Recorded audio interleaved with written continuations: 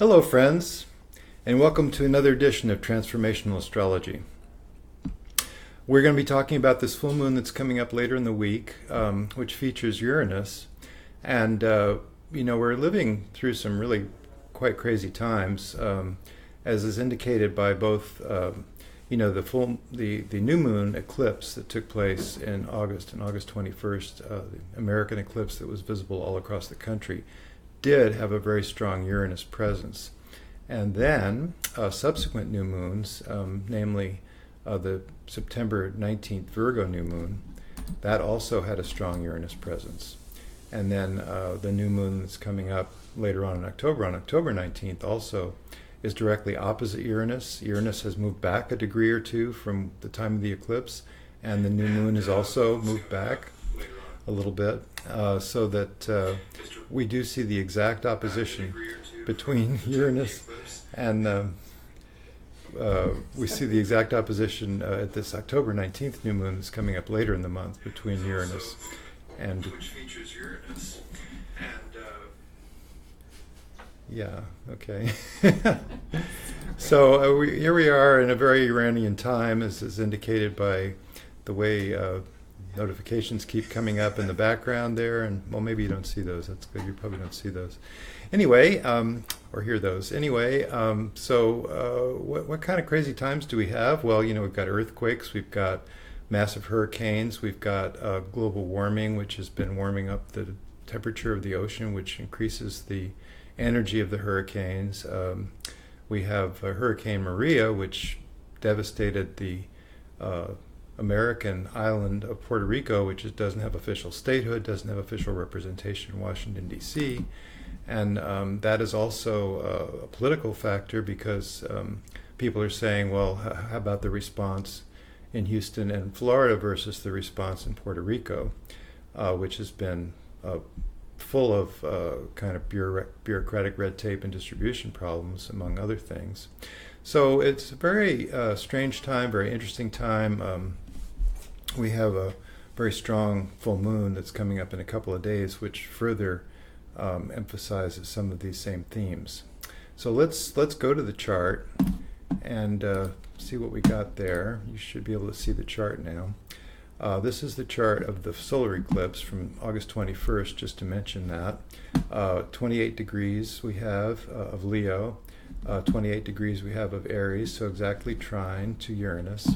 And then the full moon that we have coming up later this week, a couple of days from now, takes place not with the sun and moon directly. They're at 12 degrees of Aries, and the moon is at 12 degrees plus of Aries. We call it the 13th degree of Aries.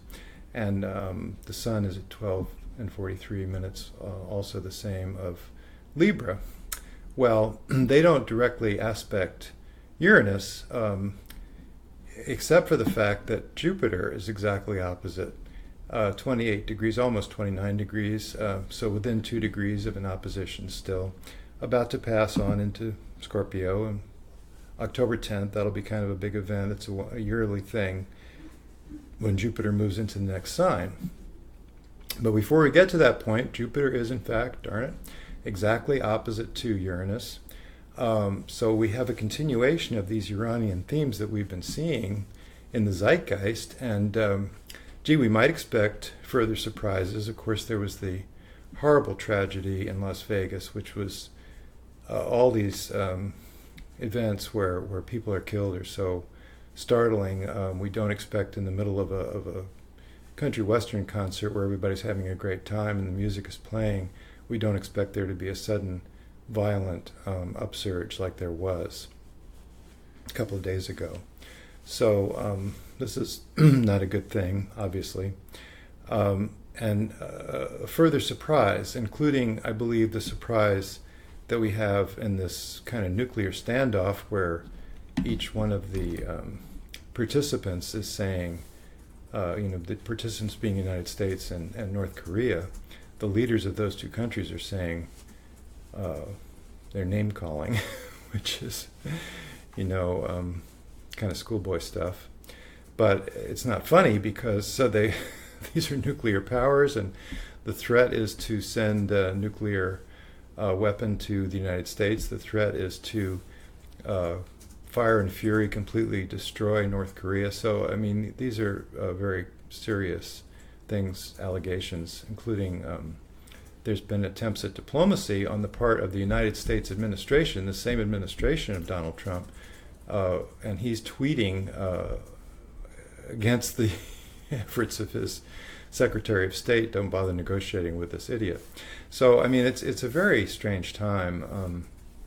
That's to look at the collective, and we also want to look at our individual lives as well, and we want to see how are the synchronicities piling up in our own life? Are we able to read our life like a movie? This is an important concept, that just like a novel, just like a movie, you can see the symbolism in our own individual lives, because our lives are interwoven with each other and interwoven with deeper meaning, which is the whole message of astrology, really, that, you know, if astrology works, which it does, how strange it is that the configuration of the planets tells us something about human existence here, including our birth chart, our individual destinies here on Earth, our interweavings with each other as we go through our lives, and we find that meaningful phone call just when we were thinking about somebody. You know, these kind of things happen, and they are meaningful, as are the messages from the planets. So what do we find as well, besides this emphasis on Uranus, which we know is not just an emphasis within this full moon configuration, but has been in the zeitgeist for all these new moons, so therefore all these lunation cycles from August 21st onward. And then we have also the 12-degree mark, which the Sun is at, the Moon is at, and Neptune is at. So that's a partile minor aspect that the Moon makes to Neptune, a semi-sextile that the Sun makes to Neptune, an inconjunct or a quincunx 150-degree aspect. So we have Neptune featured in this full moon configuration. And by George, we also have Pluto, because even though it's a 4-degree gap, the Sun and Moon in cardinal signs opposite each other do make a T-square as well to Pluto. So this is very important to recognize. You can see that in the chart if you looked at the 12-degree 43 minutes versus 16 degrees of Capricorn 52 minutes where Pluto resides.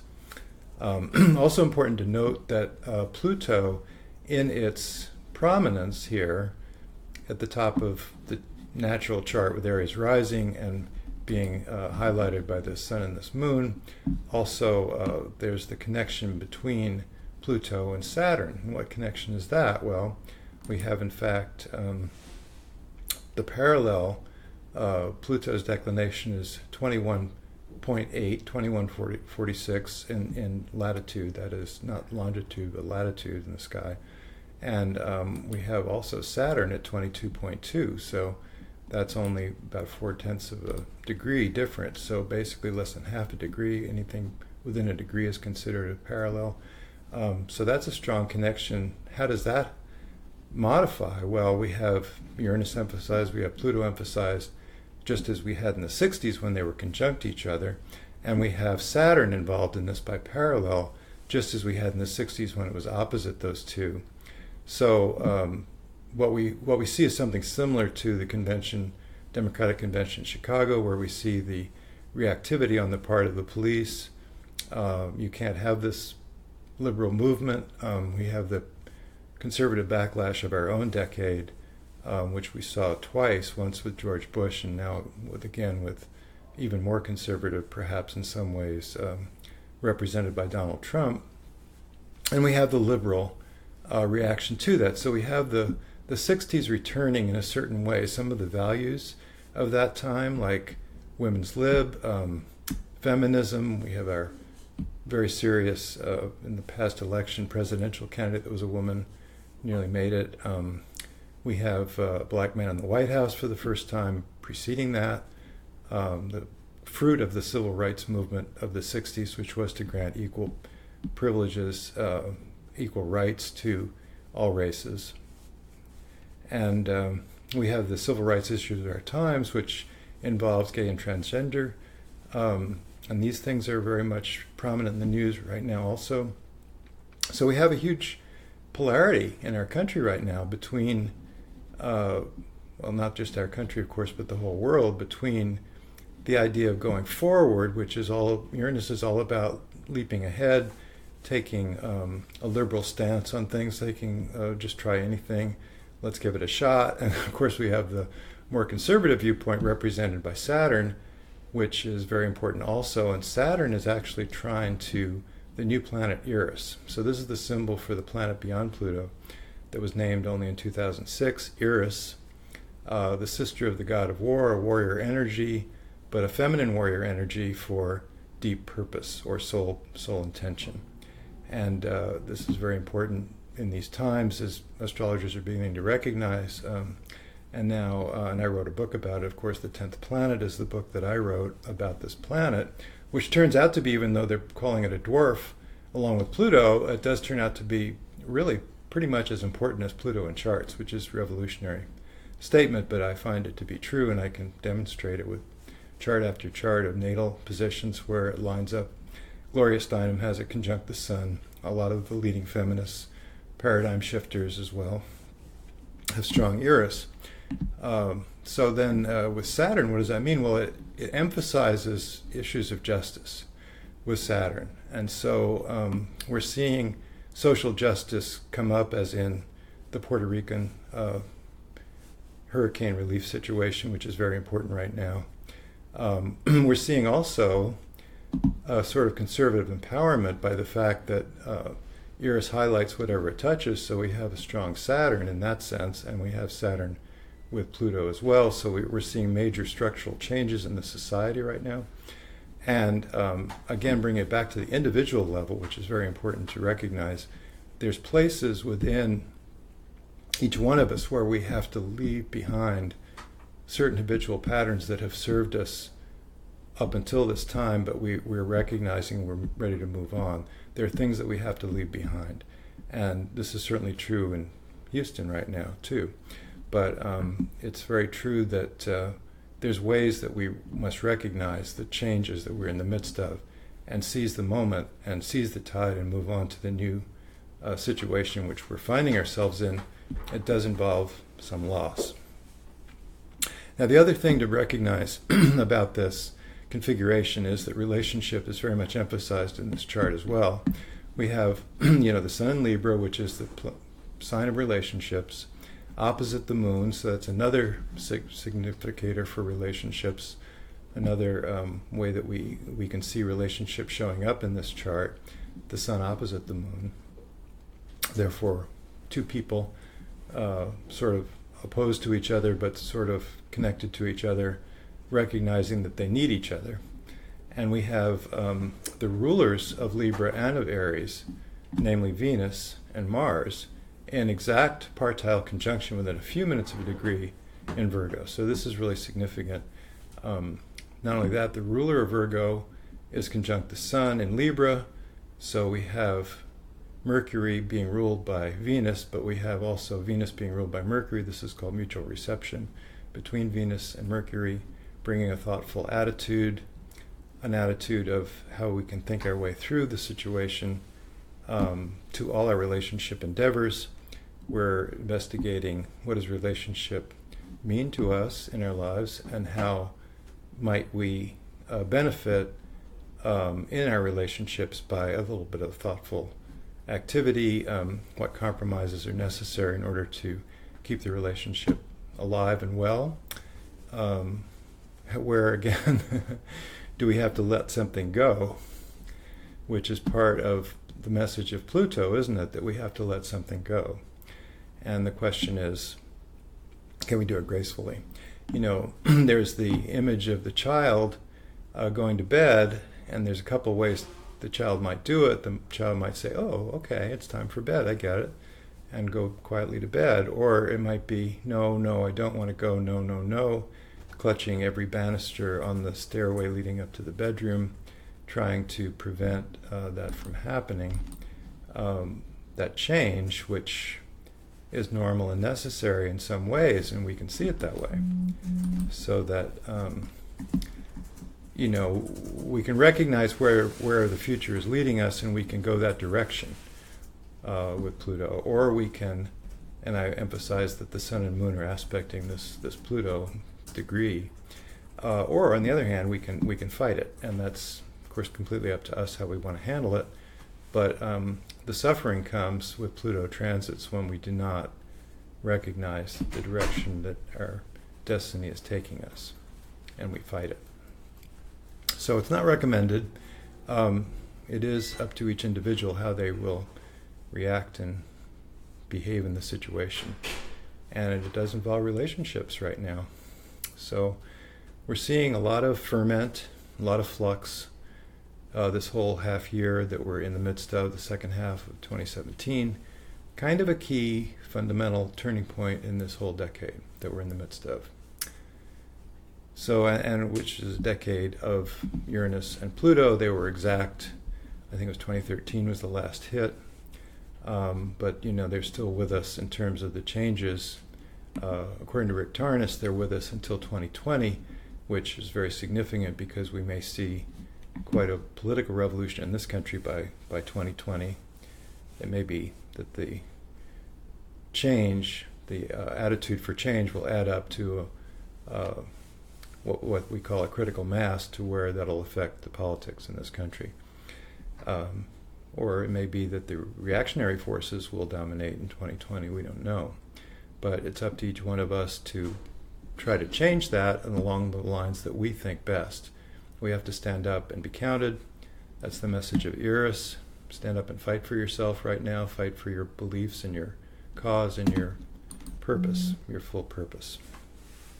So I think that's what I wanted to say about this full moon. It's a rather dynamic configuration, rather important. Mars and Venus conjunct in Virgo, giving us a priority to work things out and to get our relationship back together and get our values, get clear on our values. So we did pre-announce, and we do have some questions that came in, and I think Leslie's the keeper of the questions, Leslie Benson. So what do we got? What do we got here? Hello, everyone. So the first question that we have for you today, Henry, is from Vita. She asks, would you please clarify the difference between sun sign and rising sign? I've read that one should read the horoscope of their rising sign, as that is more accurate. Is this correct? Thank you for your clarification. Well, I wouldn't say more accurate, Vita. I would say, yes, very important. One thing about the rising sign is we don't always 100% know what our rising sign is. We do pretty much usually 100% know what our sun sign is. So this is important to recognize that, a lot of reason that we work with sun signs quite a bit, and people, of course, do reflect their sun signs, and you can say, gee, you really seem like a Virgo to me. You make lists, and you really have a notion of keeping everything in order, and what's that about? And they say, well, yeah, I am a Virgo. But there's also Virgo rising, or there's Aries rising in this chart that we're showing here. And that is important. I would say, yes, just as important as the sun sign.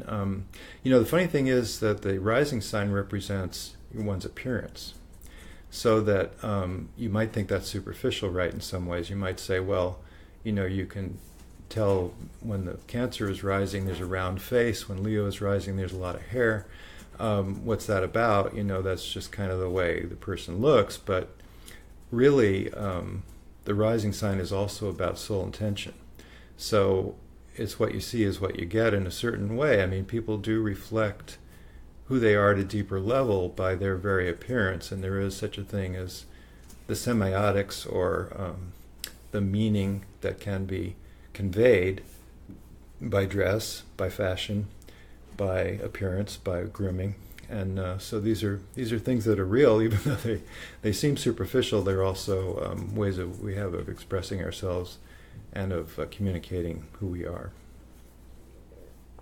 So those are both important signs, the sun sign and the rising sign. The moon sign is important too. The moon sign has more to do with the child within us. It has to do with the emotional body, which is most clearly signaled by a child. And oftentimes you'll find a child has the moon sign corresponding to one of the parent's sun signs, usually the opposite sex parent. So this is very interesting too, how the parents form the basis of the personality. Of course, is very many layered and very significant there. So what's another question? The next question we have is from Suzanne, and she's here live with us right now on Facebook. Uh-huh. She says, do you have a comment regarding Chiron moving into Aries next year? Well, that is a good thing to bring up. I haven't been talking about Chiron very much in these configurations. The Virgo new moon, which was September 19th, was exactly opposite Chiron. So that's important to recognize too. It was making an aspect, it was about 27 degrees of Virgo, so it was making an aspect to Uranus at 27 degrees of Aries, which was an inconjunct, and I was emphasizing that because there seems to be a really important factor. There's so much Uranus in the configurations right now. I called attention to that. But equally important, Chiron was exactly opposite this Virgo new moon, and we are aware very much so of our inner wounding. We're very much suffering from a certain degree of future shock, discombobulated, unqualified presidential shock that we have in some cases, amazement shock, how can this be happening shock. It's a difficult time, and it's hard to keep our balance, and we just have to try to go to our inner resources in order to do so. Now, what does it mean when Chiron makes aspects to natal Chiron? That's a 50-year aspect. Chiron takes about 50 years to go around. So just like the Saturn return, we have a Chiron return at age 50, which is a time of really tuning in to what is Chiron really trying to tell us. What is our inner wounding? How can we transcend it? How can we learn from it? How can we recognize it as perhaps generational from our parents' wounding, and try to correct that, try to rewrite the script. Chiron moving to Aries, which is the actual question that was asked, is very interesting too. Why? Because now we're moving into a time of more active Chiron. In other words, Chiron in Pisces is very significant. It's a time of tuning into our inner places and meditating on it. Taking that away from the world, you would go and sit and silence and think about what's going on inside you, and it's a very important time to do that, and that's been emphasized these past couple of weeks, that particular thing. But as Chiron in Aries would be more active, so we're ruled by Mars, we're recognizing, and Mars will be moving into Libra, opposite Chiron in early Aries. We're going to be recognizing that it's time to maybe take action on some of the things that we've been dreaming about, thinking about, meditating upon, and readying ourselves for. So it's a significant time. I don't know exactly when that happens, but that is a significant time to think about as it comes up, for sure. So good question. Great. Thanks, Henry. Our next question is from Susan, and she actually has two questions. The first is, what is special about a Jupiter return? And the second is, how do you look for marriage or romance in a chart? Okay. Well, one thing I'd like to say about that second part of the question is it's very important to recognize that the soul is not the chart. So, in other words, there's potentials within the chart that can be actualized, can be neglected depending on you. You have to rise to the occasion, and we could look at the chart and we don't know if it's a chart of an evolved human being, or it's the chart of an evolving human being, or it's the chart of an unevolved human, or it's the chart of a chicken. We don't know. It's just a chart. So it does give us sort of the psychological DNA, and you can look for marriage possibilities, indications. Somebody that's got a lot of seventh house stuff is going to be somebody that very much feels a partnership is important to them. Somebody that has a lot of oppositions in the chart, they say those are actualized by others.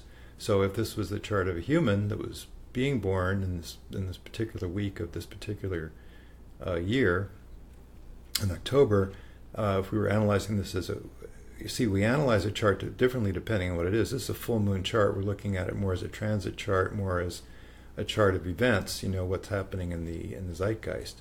But if we were to look at this as a natal chart, we'd say that this person is very involved in relationships because they have, as I was talking about when we were talking about this chart, they have the sun in the seventh house in Libra. They have the sun opposite the moon. They have the rulers of the sun and moon in conjunction. So this is a relationship-oriented chart. And then it depends on the person how they actualize. And you can see this with twins, for example. They have the same chart by and large, but they're different. And that means that they actualize different parts of the same chart. So remember that the soul is not the chart. That's a very important thing to recognize when we really get into astrology and go, wow, this is great stuff. This is telling us so much about ourselves. Yes, but it is also still up to the individual to take advantage of what's going on there. I forget now what the first part of the question was. Could you refresh it? Sure. The first part of the question was, what is special about a Jupiter return? Oh, Jupiter return. Yeah, well, Jupiter return is great stuff. They say in Vedic astrology that a good planet can really offset the situation. And they can make things better, so we can have some difficulties. In the midst of a Jupiter return, that's not going to be so bad. It's going to be a temporary loss and not a terrible loss. Jupiter it takes 12 years to go around, so every 12 years we have a birthday, the 12th, 24th, the 36th, age 36, age on up, next one would be 48 and then 60. These are times when Jupiter is active as a return, just like Saturn return happens at age 30. And those are times of great good fortune, when we can really take advantage of our opportunities, when we have good luck. Things aren't so bad. Even setbacks can be surmounted. So it's a time of grace. It's a time to take advantage of it. You should be kind of opening to spirit, opening to what the possibilities are for your life, trying to find the most advantageous course to take. And you can take some chances in those times because you have the wind is at your back. You have good luck on your side. So what was... I guess that was both questions, and then what was the next question? The next question is from Jacob, and he asks, how would you interpret a full moon conjunct Aries and Chiron in the fourth house? Well, I'm assuming that the person's Aries and Chiron are together that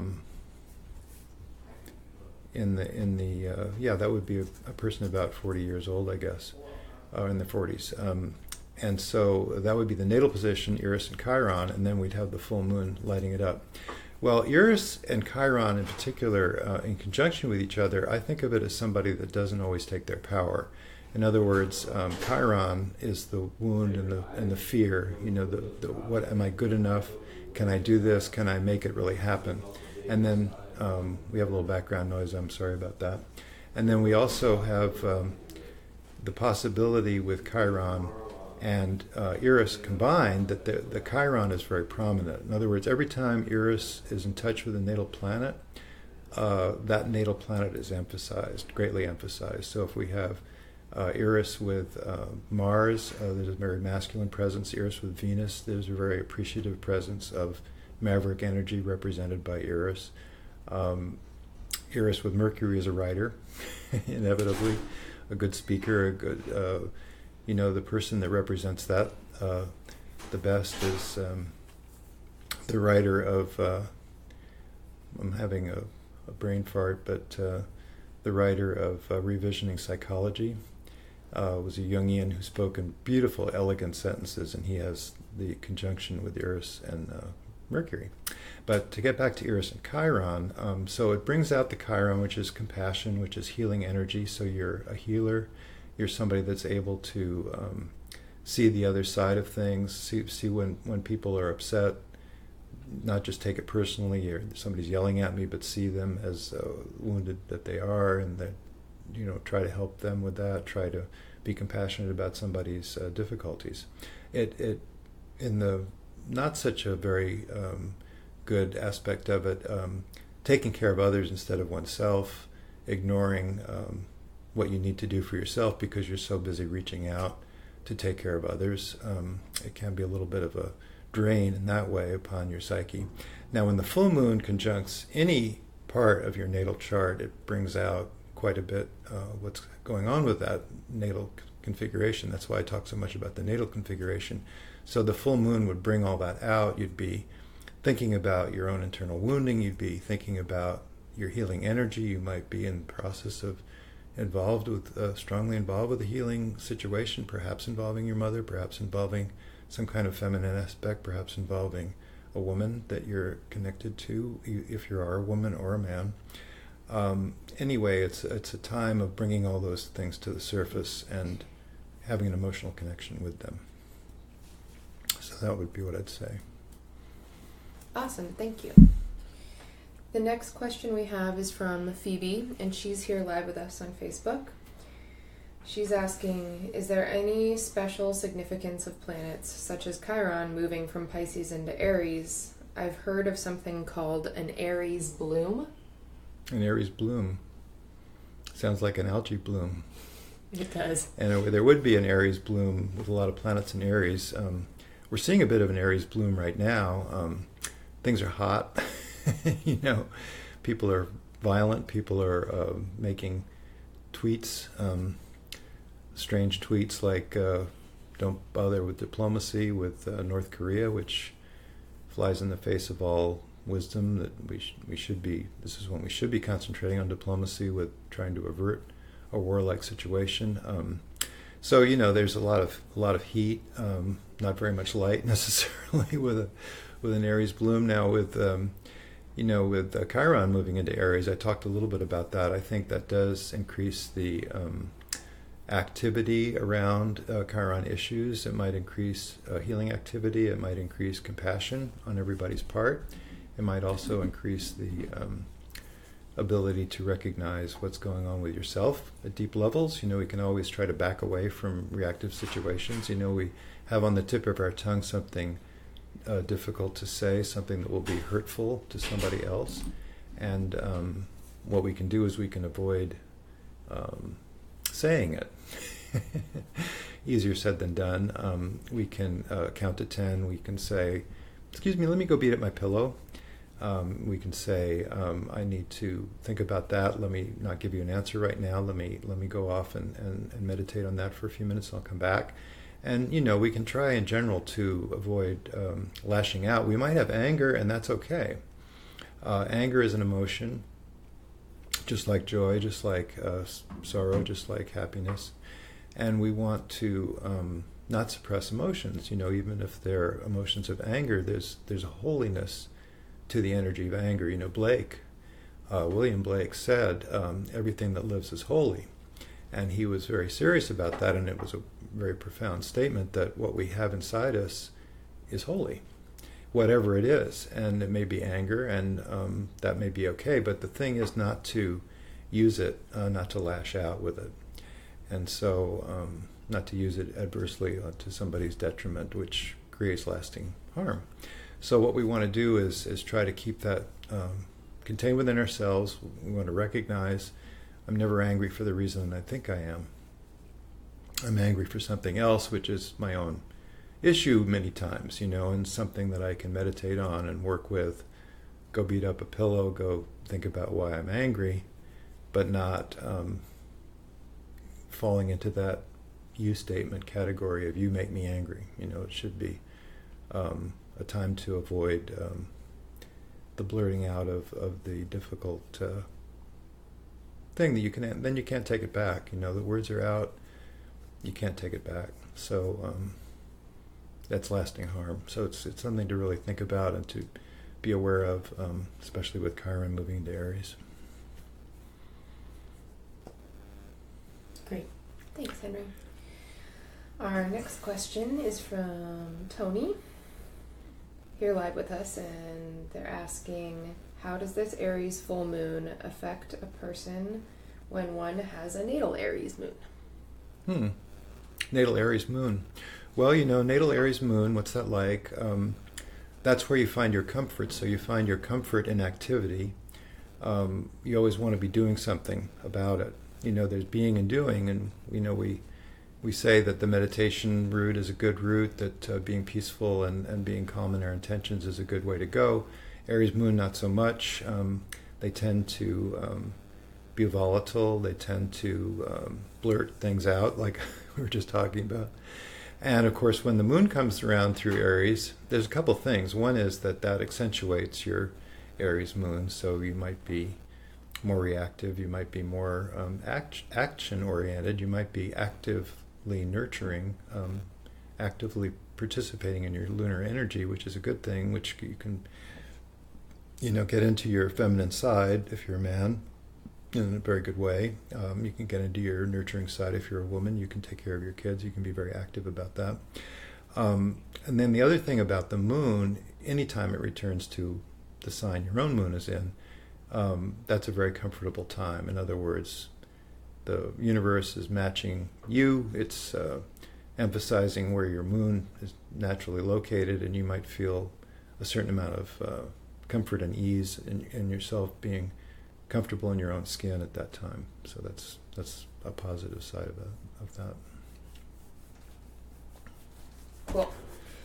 Our next question is from Navia. I hope I'm saying your name correctly.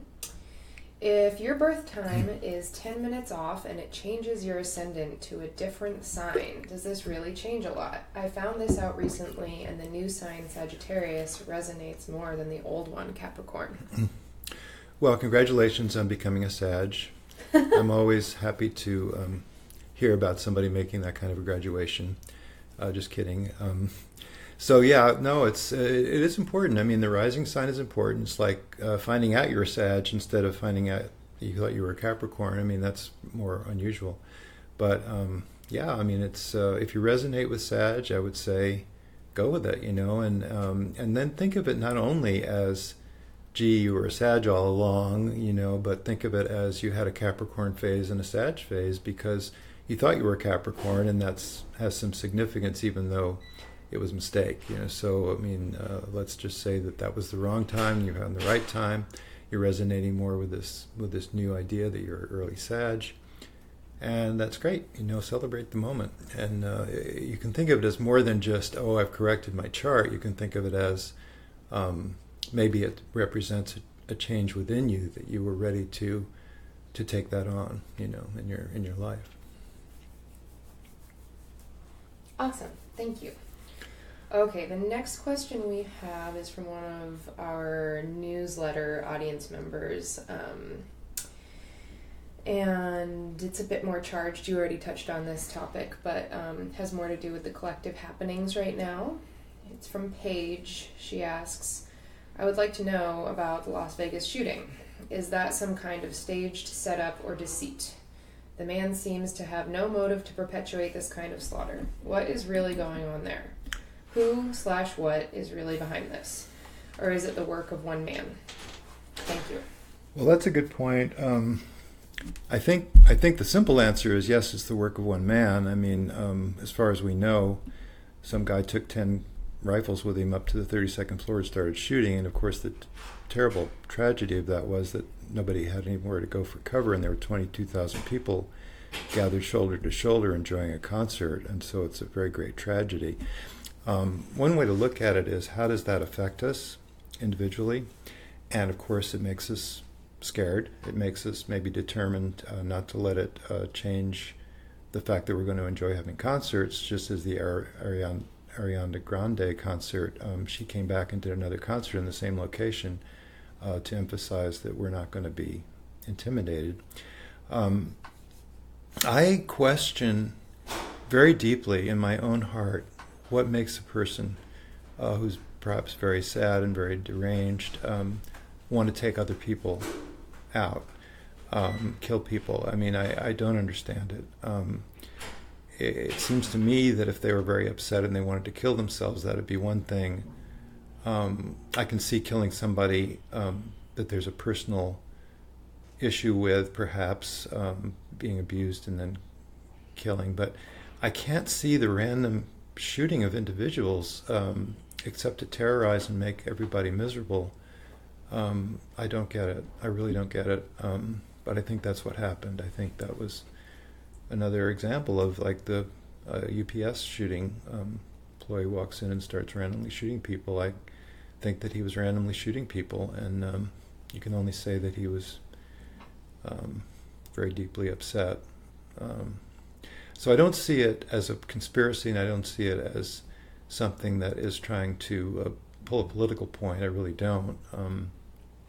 I see it, though, I mean, sometimes it is. Certainly some of the Islamic terrorism is to try to strike back at what they perceive as jihad against them on the part of the Western powers. But, this doesn't seem like that to me. This just seems deranged and upsetting, and I guess the lesson is for us to be strong.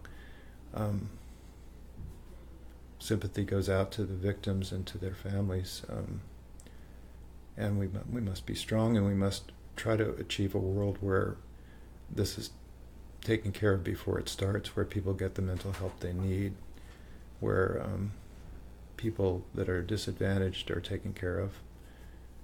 As in Puerto Rico, we need to take care of people.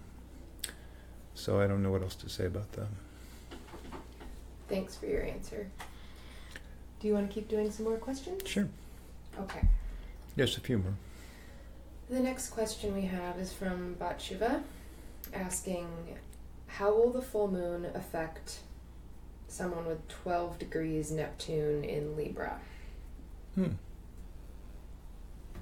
12 degrees Neptune in Libra, I see. Well, that's very interesting, because that we're talking about what we talked about before, which is the full moon lands on your natal point. In this case, it's Neptune. So you'd be tuning in, wouldn't you, to that Neptune energy? You'd be feeling how you idealize relationships to some extent, how you may fantasize relationships to some extent, how your values of peace, love, and harmony are very much activated by that strong Neptune, depending on how strong the Neptune is, of course. If it's well aspected by other planets, that makes a difference.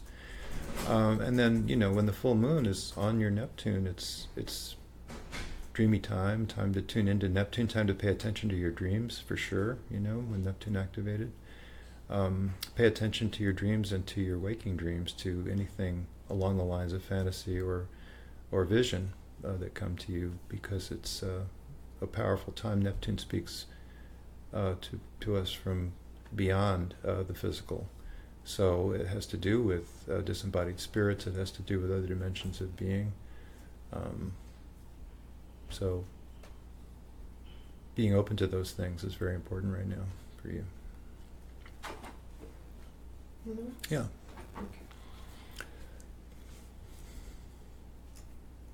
Okay. I've been waiting for the other shoe to drop. You said you had a question that had to do with the relationship of... Is that the one that's coming up? We could do that one. Do you want to do that one? Yeah, let's mention that. Yeah, this one is charged also. It's from... Sorry, let me find it really quickly. Sure. Okay, got it. So this question is from Terry, asking, how will this full moon in Aries affect the relationship between Donald Trump and Kim Jong-un? Yeah, I think that's a fascinating question. I was even going to mention it when I was talking about the zeitgeist, that we have these two sort of posturing national leaders, each one trying to make points within their own base. We call it the base in America with Trump. Kim Jong-un has a very wide base within his country. He's worshipped as a minor deity in his own country. I read recently that a high school where he came and visited, they keep the place and the articles that he handled and treated almost like a religious relic. So he's got a lot of power within his country. He's got a lot of power to sway his own people. They say that they will fight to the death if they're invaded, and I think that's true. Korea in the Vietnam War, Koreans had a reputation for being physically quite brave and violent at times, if necessary. And then we have our somewhat violent president, who, when he was campaigning, said, well, that's good, let's beat this guy up because he's interfering here. Somebody that was maybe heckling or something. He's at times seemed to praise violence in social activities, and then most recently in a rather a rather remarkable, unbelievable, never before seen situation. He tweets to everybody that his Secretary of State shouldn't bother negotiating with Kim Jong-un.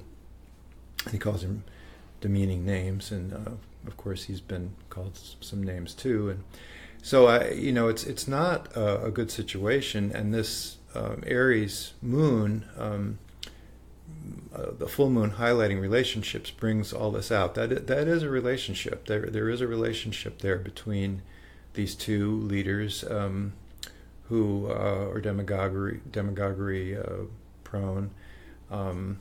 They want to look good. They want to be sure that they win. They want to have America first or North Korea first, depending on which one we're talking about.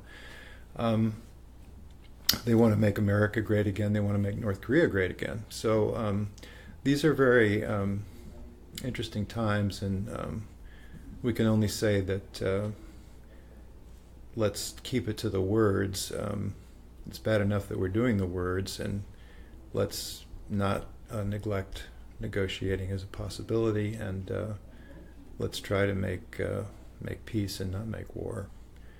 But certainly in Aries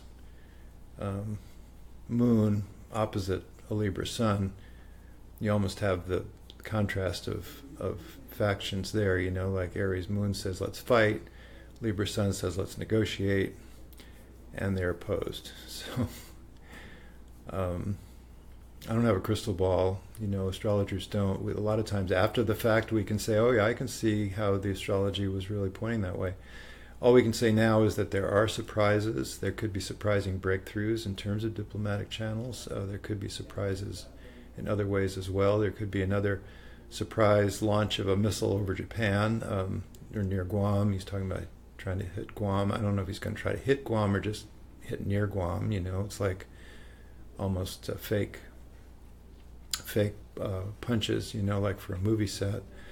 But let's just hope that they remember who they really are and keep things, not let things get too far out of hand, considering the massive destruction of, the mutually assured destruction, MAD for short, that can be involved with the nuclear weapons. So let's pray for peace. Thank you. Want to do one more? We'll do one more. One more. That sounds good. Okay. Okay, last question. Another one from Tony. Thanks for asking all these awesome questions, Tony. How will Saturn going into Capricorn affect us all? Oh, well, that's a great question. Certainly Saturn is not comfortable in Sag, being Jupiter ruled, and Saturn and Jupiter are kind of antithetical. In fact, when Saturn and Jupiter are in aspect, as they were recently by sextile, that's kind of a loss of faith, you could say. That's more practicality than we really need. It also buoys up the Saturn to some extent. Maybe things aren't as dire as we thought they were. There's a bit of hope. So that's Saturn and Sag. Now Saturn's moving into Capricorn, and that's its home base. And so we see that this is a time of great, meanwhile, of course, Jupiter is also moving into Scorpio, which is depth. We're getting into our depths all at the same time. Actually, Jupiter moves into Scorpio first, but then not too long from then, Saturn and Jupiter actually conjunct in 2020 as well in Capricorn. So it's a Capricornian time for sure, which is on the face of it materialistic, ambitious, but the higher purpose of Capricorn is the betterment of the society. Capricorn refers to the social environment, social network that we, the social matrix, I should say, that we live within.